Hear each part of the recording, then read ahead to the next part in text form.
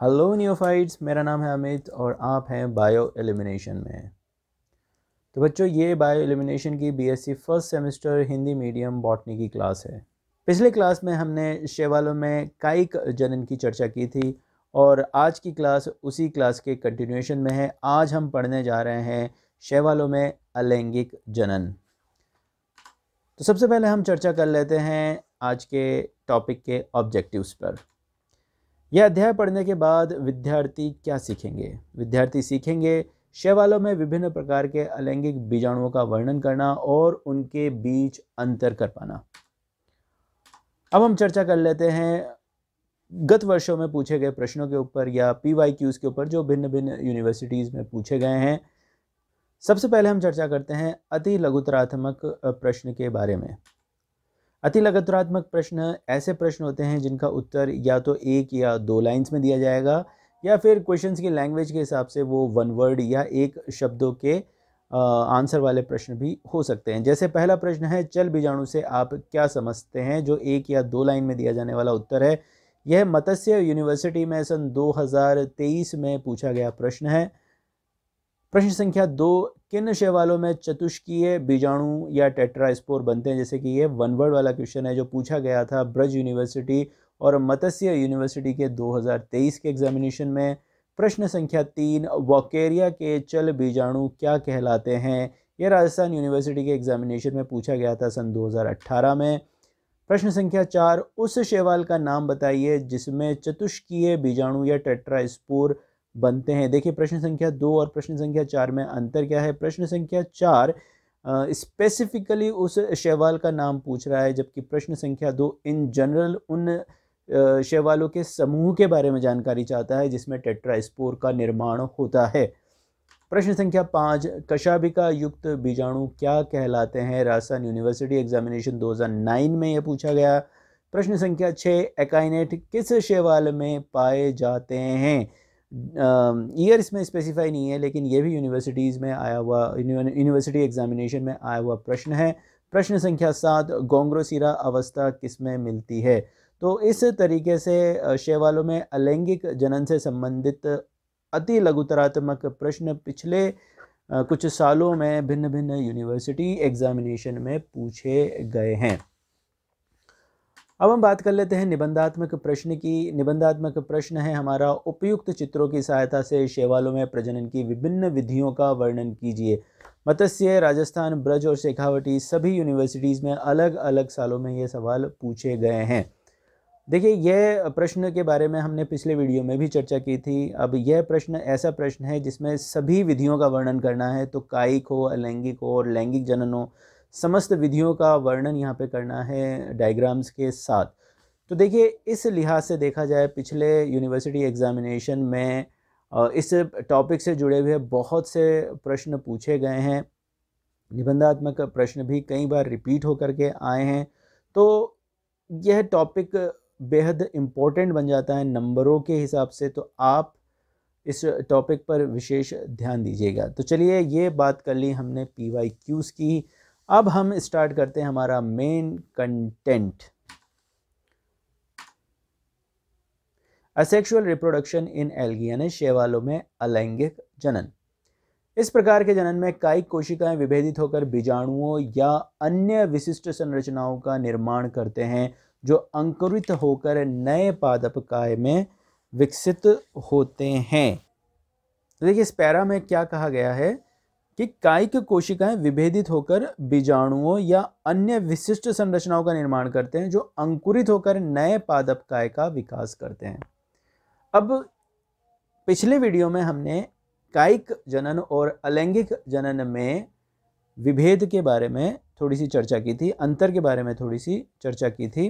तो क्या अंतर था कि कायिक जनन में जहां कायिक भाग या कायिक कोशिका सीधे अंकुरित होकर नए पादप काय का विकास करते हैं, वही अलैंगिक जनन में कायिक कोशिका पहले विभेदित होकर एक मध्यस्थ संरचना का निर्माण करती है, जिसे हम जो या तो बीजाणु हो सकती है या फिर कोई दूसरी विशिष्ट संरचना हो सकती है। और जब यह संरचना या बीजाणु अंकुरित होकर के नए पादप काय का निर्माण करे तो इसी को हम अलैंगिक जनन कहते हैं। उम्मीद करता हूँ 2 बार हम इसके बारे में चर्चा कर चुके हैं। यह कायिक जनन और अलैंगिक जनन के अंतर को आप अच्छे से समझ गए होंगे। वैसे कायिक जनन भी अपने आप में एक अलैंगिक प्रकार का ही जनन है।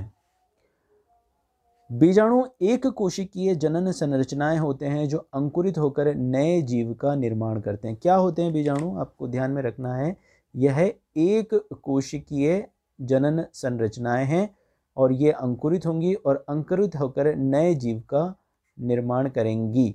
यह सीधे ही अंकुरित होंगी। यहाँ पर देखिए, जैसे हम युग्मक से अगर इसकी तुलना करें तो पहली बात तो यह है कि युग्मक लैंगिक जनन में बनने वाली एक कोशिकीय संरचना होती है और युग्मक एक अन्य युग्मक के साथ, जो कि इसके विपरीत प्रभेद वाला युग्मक होगा, उसके साथ यह संयुग्मित होकर के फिर जाइगोट का निर्माण करती है। लेकिन बीजाणु में ऐसा नहीं होता है।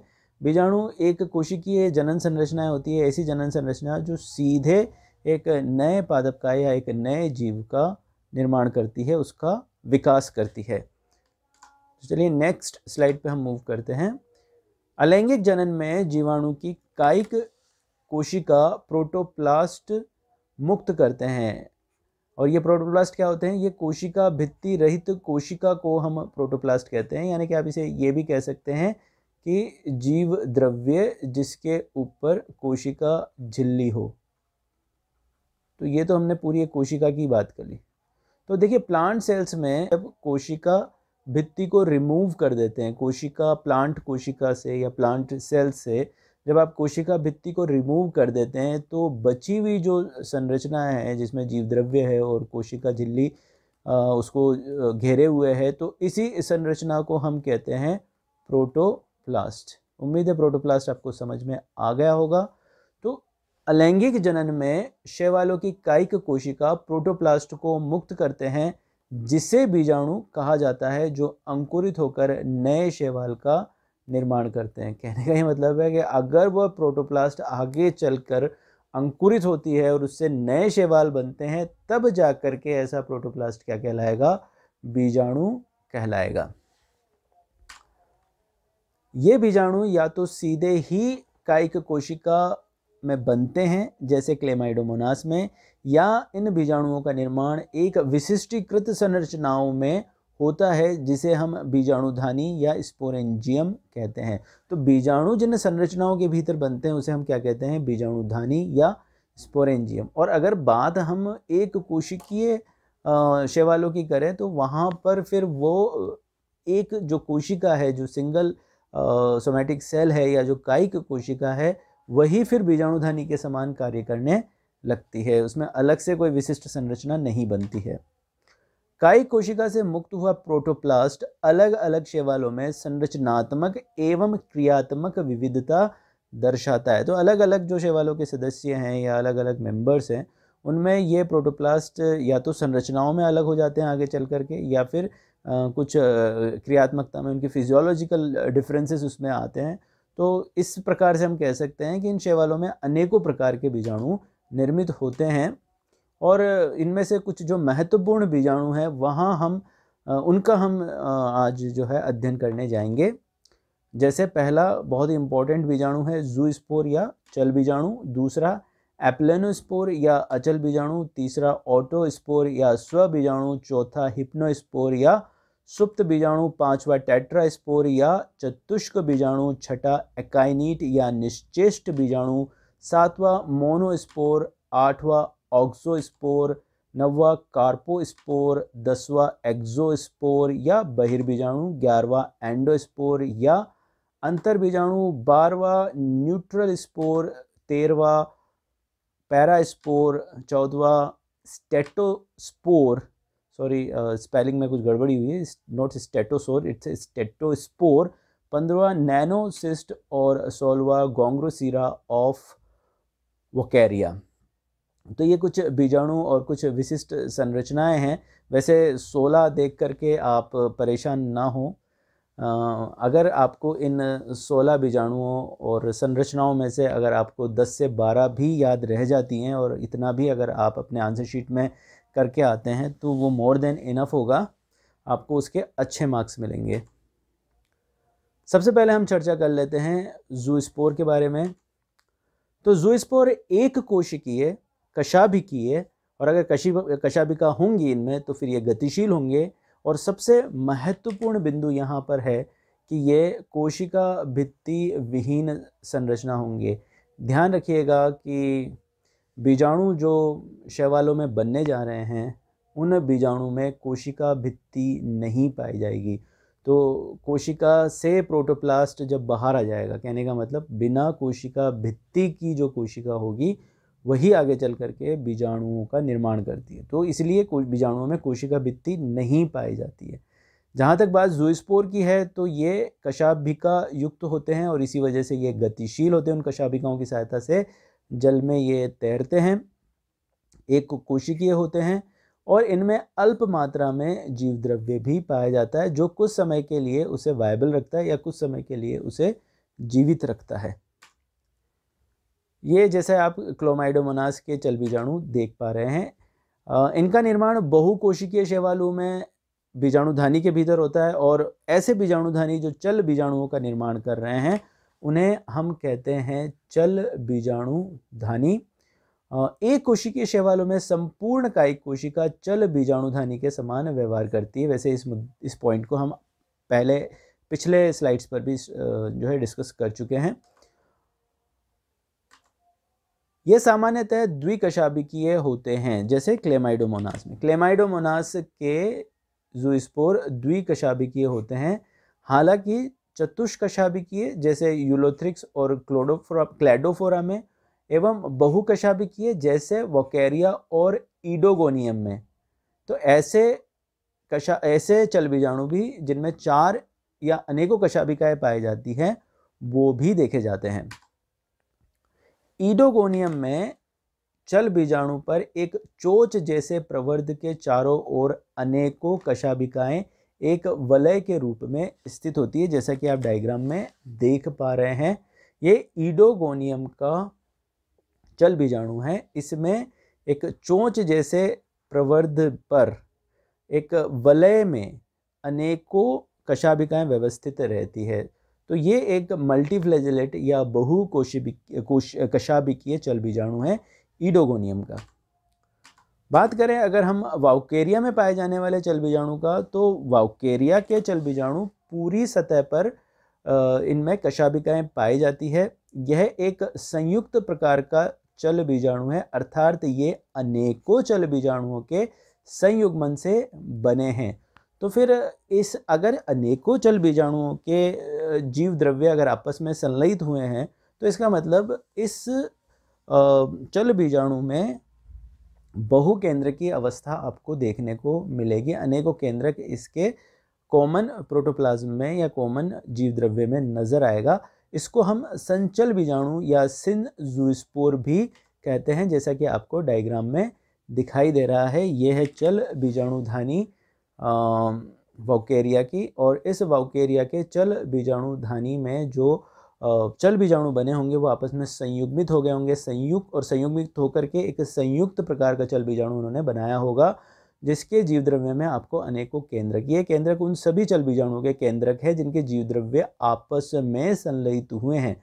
और ये जो कशाभिकाएं आपको दिखाई दे रही है वो उन सभी चल बीजाणुओं के कशाभिकाएं हैं जो इसके कॉमन सतह पर, इस बीजाणु के जो कॉमन सतह है उस पर आपको नजर आ रही है। इस प्रकार का बीजाणु क्या कहलाएगा?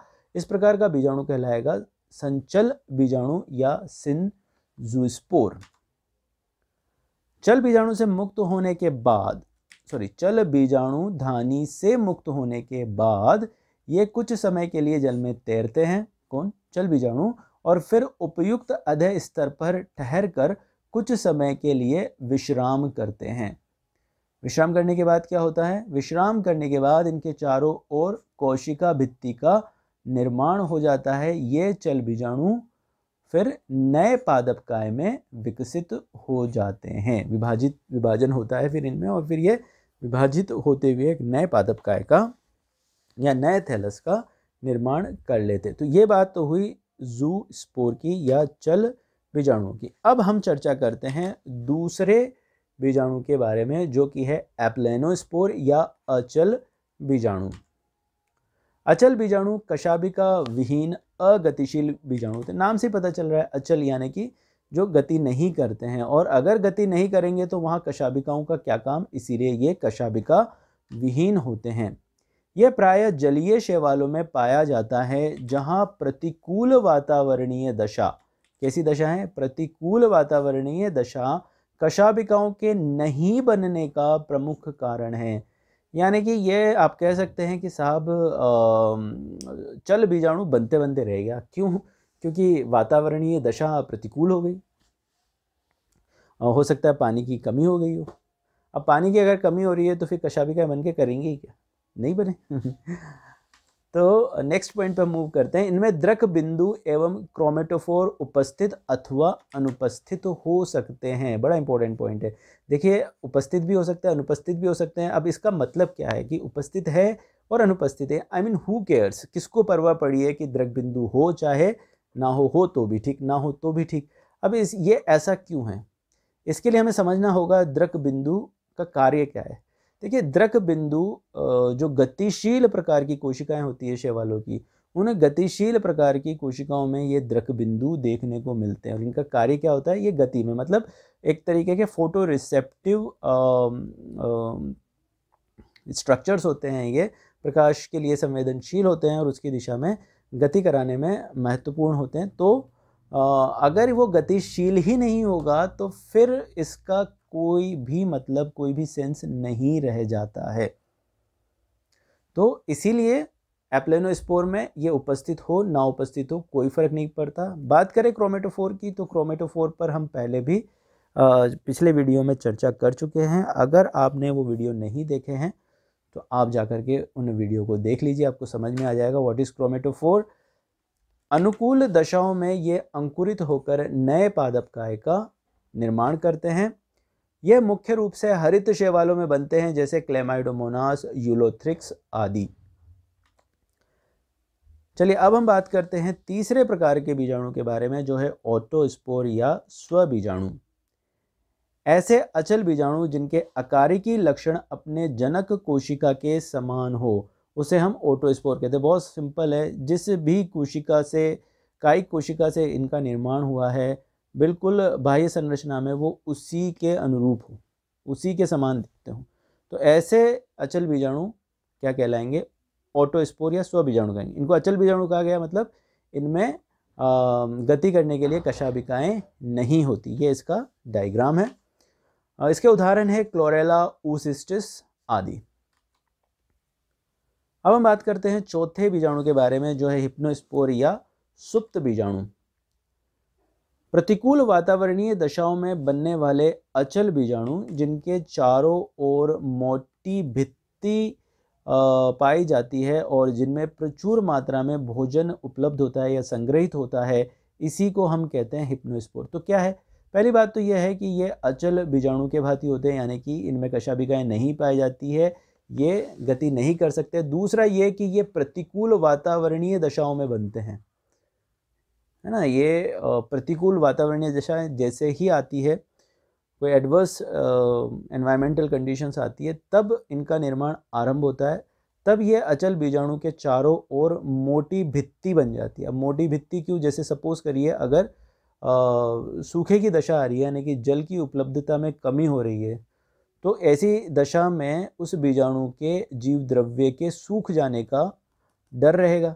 तो ऐसी दशा में कि वो जीव द्रव्य ना सूखे ताकि इनकी वायबिलिटी या इनकी उत्तरजीविता बने रहे, तो ये अपने चारों ओर एक मोटी भित्ति का निर्माण कर लेते हैं, जिससे अंदर के जीव द्रव्यों की सूखने की संभावना जो है वो कम हो जाती है, उनके वाष्पित होने की संभावना कम हो जाती है या सूखने की संभावना उनकी कम हो जाती है। तो ऐसी दशा में ये बीजाणु ज़्यादा लंबे समय तक जीवित रह पाते हैं, वायबल रह पाते हैं। और जैसे ही फिर अनुकूल दशाएं आई तो फिर ये बाहरी भित्ति टूट जाती है और जीव द्रव्य या जो प्रोटोप्लास्ट है वो फिर मुक्त होकर के नए शैवाल का निर्माण कर पाने में सक्षम होता है। इसके उदाहरण हैं क्लेमाइडोमोनास, प्रोटोसिफोन आदि। यहाँ एक बहुत ही महत्वपूर्ण बिंदु है, आप इस पर ध्यान रखेंगे। क्लेमाइडोमोनास निवेलिस, जिसके बारे में हमने शैवालों के सामान्य लक्षण वाले वीडियो पर चर्चा की थी। इनमें इनका रंग जो होता है, इनका जो हिप्नोस्पोर है, इसका रंग लाल होता है। अब ऐसा क्यों?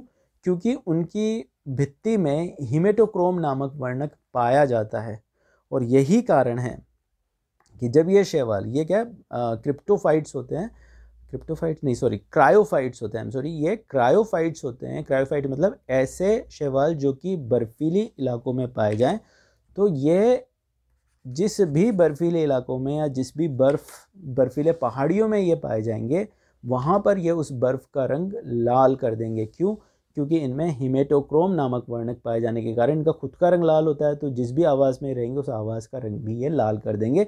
जैसे ये क्रायोफाइट्स होते हैं, बर्फ़ में पाए जाते हैं, तो बर्फ़ के रंग को ये लाल कर देते हैं। क्लेमाइडोमोनास निवेलिस। अब हम पाँचवें बीजाणु के बारे में बात करेंगे। पांचवा बीजाणु है हमारा टेट्रास्पोर या चतुष्क बीजाणु। रोडोफाइसी और फियोफाइसी के कुछ द्विगुणित सदस्य में अर्धसूत्री विभाजन द्वारा टेट्रास्पोर का निर्माण होता है। तो भाई बात ऐसी है कि ये जो बीजाणु है ये समसूत्री विभाजन से नहीं बल्कि किस प्रकार बन रहा है? अर्धसूत्री विभाजन से बन रहा है। और अर्धसूत्री विभाजन अगर होगा तो इसका मतलब जो इसका निर्माता शैवाल है, जहाँ पर इसका निर्माण हो रहा है, वो फिर किस प्रकार का होना चाहिए? द्विगुणित प्रकार का होना चाहिए, क्योंकि अगुणित कोशिकाओं में अर्धसूत्री विभाजन संभव नहीं है। इसका निर्माण द्विगुणित टेट्रास्पोरेंजियम के भीतर होता है, यानी कि जिस बीजाणुधानी के भीतर टेट्रास्पोर बन रहा है उस टेट्रास्पोर को हमने कहा है टेट्रास्पोरेंजियम, जिसकी खुद की कोशिकाएं कैसी होंगी? द्विगुणित होंगी। कहने का मतलब ये द्विगुणित पादप काय पर बनेगा या एक स्पोरोफाइट पर बनेगा। तो जैसे कि आप यहाँ डायग्राम में देख पा रहे हैं, ये पॉलीसाइफोनिया का टेट्रास्पोर है, और इस पॉलीसाइफोनिया का ये जो तंतु है, इस पॉलीसाइफोनिया तंतुओं में इस प्रकार से बाहर की तरफ आप देखेंगे टेट्रास्पोरेंजियम बन रहे हैं, जिसमें अर्धसूत्री विभाजन से टेट्रास्पोर का फॉर्मेशन हो रहा है। ये 4 बीजाणु हैं जो एक साथ अर्धसूत्री विभाजन के बाद आपको दिखाई दे रहे हैं डायग्राम में। ये अगुणित होते हैं, बिल्कुल अगुणित होते हैं। अर्धसूत्री विभाजन का उत्पाद है तो टेट्रास्पोर अगुणित ही होंगे। इनकी भित्तियाँ पतली होती है और ये अगतिशील बीजाणु होते हैं। टेट्रास्पोर अंकुरित होकर गैमेटोफाइट पीढ़ी के अगुणित पादप बनाते हैं, क्योंकि ये स्वयं अगुणित है, इसीलिए जब इनका अंकुरण होगा तो ये अगुणित पादप बनाएंगे जो गैमेटोफाइट पीढ़ी का निर्माण करते हैं। इसका उदाहरण है पॉलीसाइफोनिया डिक्टियोटा। पॉलीसाइफोनिया एक रेड एल्गी है, रोडोफाइसी का मेंबर है, जबकि डिक्टियोटा एक ब्राउन या भूरे एल्गी हैं जो कि फियोफाइसी का सदस्य है। अब हम बात कर लेते हैं छठे बीजाणु की, जो है निश्चेष्ट बीजाणु या एकाइनीट्स। एकाइनेट्स नील हरित या हरित शैवालों के कुछ सदस्यों में पाए जाते हैं। इनकी कायिक कोशिकाएं भोज्य पदार्थ का संचय कर मोटी भित्ति युक्त बीजाणु का या बीजाणु के समान संरचना में ये रूपांतरित हो जाती है, उनका ये निर्माण करती है, और इसी को हम एकाइनीट कहते हैं। कुछ किताबों में जैसे एल्गी जो लिखी गई है ओपी शर्मा जी के द्वारा, उस किताब में एकाइनीट का वर्णन आपको कायिक जनन में देखने को मिलेगा, जबकि वहीं आपको कुछ दूसरी किताबों में एकाइनीट का वर्णन आपको अलैंगिक जनन में देखने को मिलेगा। तो इसमें ज़्यादा कन्फ्यूज़न होने की वाली बात नहीं है, ये कुछ परसेप्शंस की बात है, या कौन किस टाइप के जनरल को फॉलो कर रहा है या किस रिसर्च पेपर से उसकी स्टडी चल रही है और किसको वो ज़्यादा मानता है, मतलब वही ओवरऑल परसेप्शन की बात है। कुछ लोगों का ये मानना है कि ये अकाइनीट जो है ये कोई ऐसी विशिष्ट संरचना नहीं है, ये सिंपली वो कायिक कोशिका ही है, बस उसने क्या किया, कुछ भोज्य पदार्थों का संचय कर लिया, उसकी भित्ति जो है वो थोड़ी मोटी ज़्यादा हो गई और फिर आगे चल करके ये अंकुरित होकर के इसने नए पादप काय का निर्माण कर दिया, तो हम इसे कायिक कोशिका ही कंसीडर करेंगे, वही मान के चलेंगे। तो यह कायिक जनन है, ना कि अलैंगिक जनन। जबकि कुछ दूसरे जो बॉटनिस्ट हैं वो इन्हें फिर एक अलग और विशिष्ट संरचना के रूप में देखते हैं, तो वह एकाइनीट को अलैंगिक जनन में मान के चलते हैं।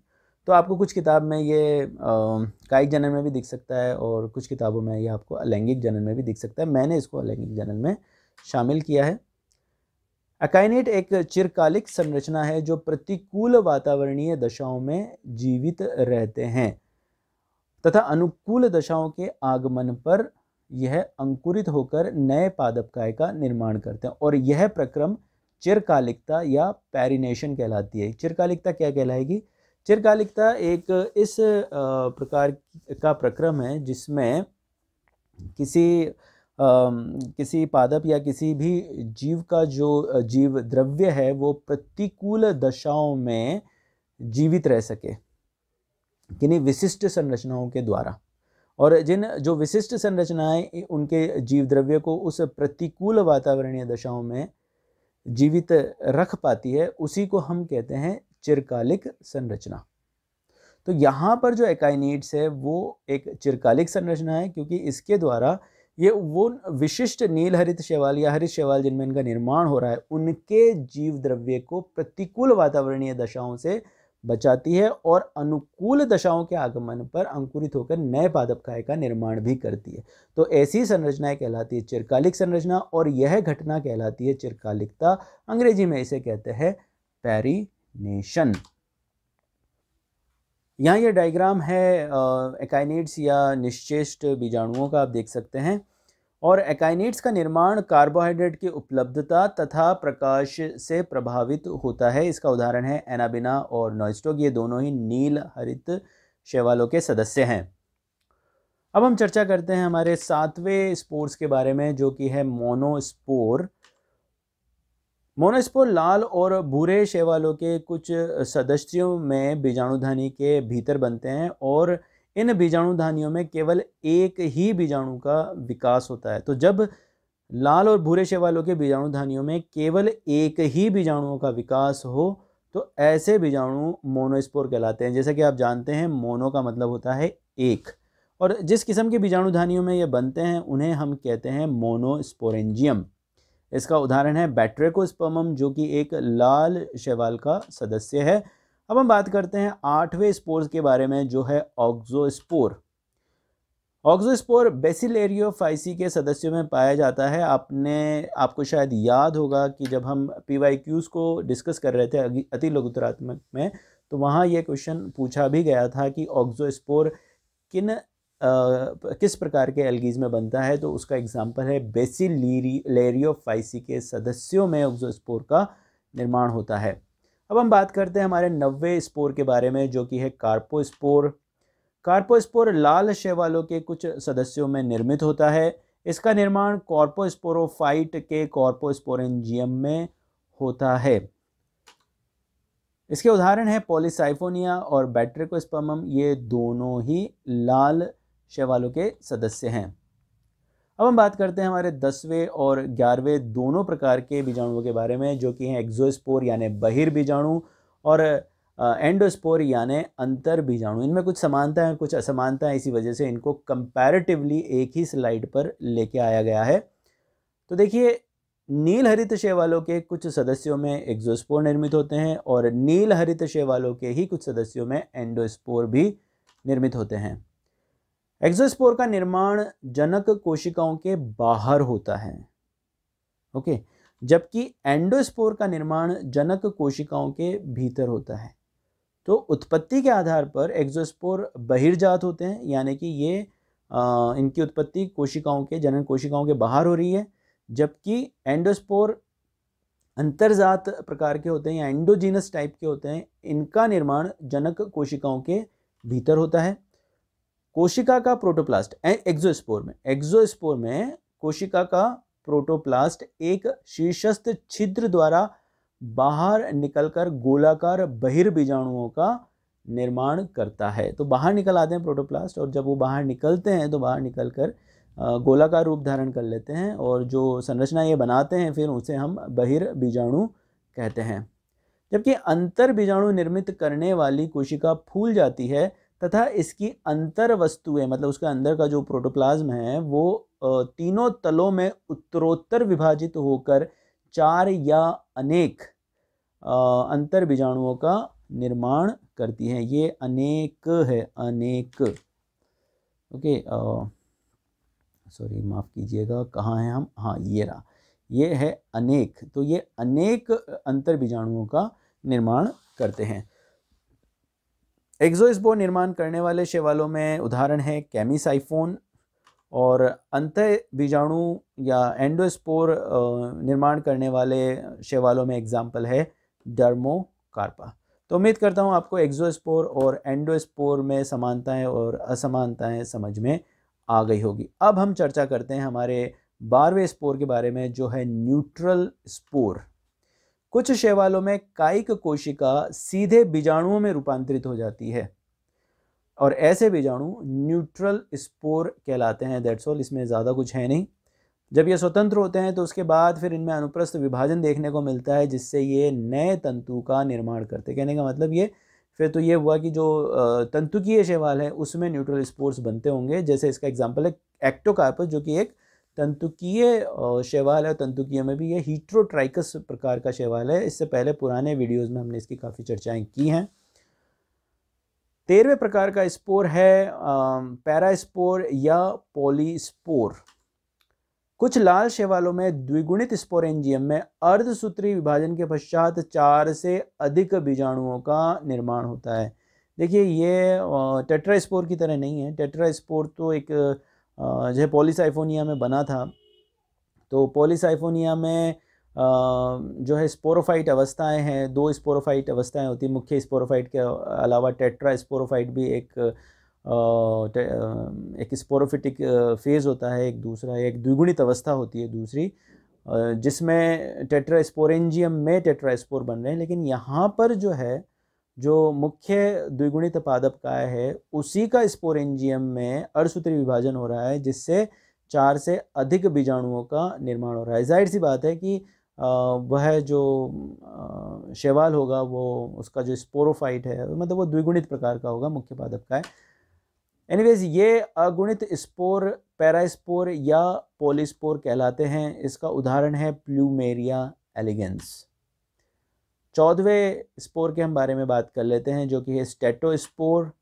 ये चिकनी भित्ति युक्त या आंशिक अलंकृत मोटी भित्ति युक्त बीजाणु होते हैं। भित्ति कैसी होती है, या तो स्मूथ होती है या फिर ऑर्नामेंटेड होती है या अलंकृत होती है, मतलब उसके ऊपर कुछ डिज़ाइंस बनी हुई होती हैं आंशिक रूप से, या कुछ पार्शियल डिज़ाइंड या अलंकृत भित्ति होती है इसकी। इसका निर्माण बेसिलेरियोफाइसी, क्राइसोफाइसी और ज़ेंथोफाइसी के सदस्यों में होता है। स्टेटोस्पोर अलैंगिक चिरकालिक संरचनाओं के समान कार्य करती है, जो प्रतिकूल दशाओं में जीवित रहती है तथा अनुकूल दशाओं में अंकुरित होकर नए पादप काय का निर्माण करती है। तो हम पहले ही चर्चा कर चुके हैं, ऐसी संरचनाएं जो प्रतिकूल दशाओं में प्रोटोप्लाज्म की सुरक्षा करे और जो अनुकूल दशाएं आने पर अंकुरित होकर के नए जीव का निर्माण करे, उसे हम चिरकालिक संरचना कहते हैं। और चूंकि ये चिरकालिक संरचना अलैंगिक जनन से संबंधित है, इसीलिए हमने इसको अलैंगिक चिरकालिक संरचना कहा है। और इसका एग्जाम्पल है कीटोसिरोस और यूरोग्लेना। आप यहाँ पर इनके स्टेटोस्पोर्स देख पा रहे हैं विभिन्न प्रकार के। जैसे ये पहला जो आप स्टेटोस्पोर देख रहे हैं वो स्मूथ वॉल्ड है, यानी कि चिकनी भित्ति युक्त है, और शेष 2 में आप कुछ डिज़ाइंस देख पा रहे हैं इनकी कोशिका भित्ति पे। एक ऑर्नामेंटेड या अलंकृत कोशिका भित्ति, मोटी कोशिका भित्ति आपको यहाँ देखने को मिल रही है। अब हम चर्चा करते हैं 15वें स्पोर्स के बारे में, जो कि है नैनोस्पोर। नैनोस्पोर कोकेल्स गण के सदस्यों के जीव द्रव्य में उत्तरोत्तर विभाजन द्वारा अनेक छोटे आमाप के नैनोस्पोर या बीजाणु बनते हैं। इनके इतने छोटे आमाप के कारण ही इन बीजाणुओं को नैनोस्पोर कहा जाता है, या फिर इनको नैनोसिस्ट भी कहते हैं। कुछ वैज्ञानिक इन्हें एंडोस्पोर मानते हैं, हालांकि एंडोस्पोर के विपरीत नैनोसिस्ट आमाप में बड़े नहीं होते हैं। आप इसको नैनोस्पोर की जगह नैनोसिस्ट कर लीजिए। इसका सही नाम नैनोसिस्ट है, ना कि नैनोस्पोर। इसका एग्जाम्पल है माइक्रोसिस्टिस। अब हम बात कर लेते हैं हमारे अंतिम प्रकार की विशिष्ट संरचना की, अलैंगिक जनन से जुड़ी हुई, जो कि है गोंग्रोसीरा स्टेज ऑफ वोकेरिया। डायग्राम इसका पहले ही विजिबल हो गया है। वोकेरिया में जीवद्रव्य अनेकों सिस्ट समान संरचना या हिप्नोस्पोर में विभाजित हो जाता है। तो पहले तो जीवद्रव्य में विभाजन हुआ, उत्तरोत्तर विभाजन हुआ, जिससे कि छोटे छोटे सिस्ट या हिप्नोस्पोर का फॉर्मेशन हुआ। यह अवस्था एक शैवाल गोंग्रोसीरा के समान नजर आती है और इसी वजह से इसे वोकेरिया की गोंग्रोसीरा अवस्था भी कहते हैं। प्रत्येक हिप्नोस्पोर या पुटिका मुक्त होकर एक नए थैलस का निर्माण करती है। ओके, नियोफाइट्स तो आज की क्लास यही ख़त्म होती है, लेकिन मैं आपको बता दूं, हमने अभी तक जो PYQs के क्वेश्चंस हैं उनके आंसर्स पर डिस्कशन नहीं किया है। ये वीडियो आप भली भांति देखिए, फिर आपको खुद उनके आंसर्स का आइडिया हो जाएगा। मैं चाहूँगा कि आप कमेंट बॉक्स में क्वेश्चंस के सीरियल नंबर से आंसर्स को बना करके जो है आप ज़रूर कमेंट करें। मुझे आपके कमेंट्स का इंतज़ार रहेगा, क्योंकि आप कभी कमेंट करते नहीं हैं। एनीवेज, तो नियोफाइट्स, अगर आपको यह वीडियो पसंद आया है तो जैसा मैं हर बार कहता हूँ कि आप चैनल को सब्सक्राइब करिए। मैंने एनालिटिक्स देखे हैं, विजिट काफ़ी ज़्यादा है, लेकिन आप सब्सक्राइब काफ़ी कम कर रहे हैं इनको। तो अगर आप बार बार इस चैनल पर विजिट कर रहे हैं, इसका मतलब आपको इसका कंटेंट अच्छा लग रहा है, और अगर ऐसा है तो आप इसे सब्सक्राइब करिए। अगर आप चैनल पर नए हैं तो भी आप इसे सब्सक्राइब करिए, ताकि हमें मोटिवेशन मिल सके और हम बेहतर से बेहतर कंटेंट आपके सामने लेकर आ सकें। वीडियो को लाइक करिए, कमेंट ज़रूर करिए और अपने साथियों के साथ इसे शेयर करिए। हमारा अगला वीडियो शैवालों के लैंगिक जनन पर आधारित होगा। आप उसकी तैयारी करके आएँ, और तब तक के लिए keep learning and keep shining. Have a nice day.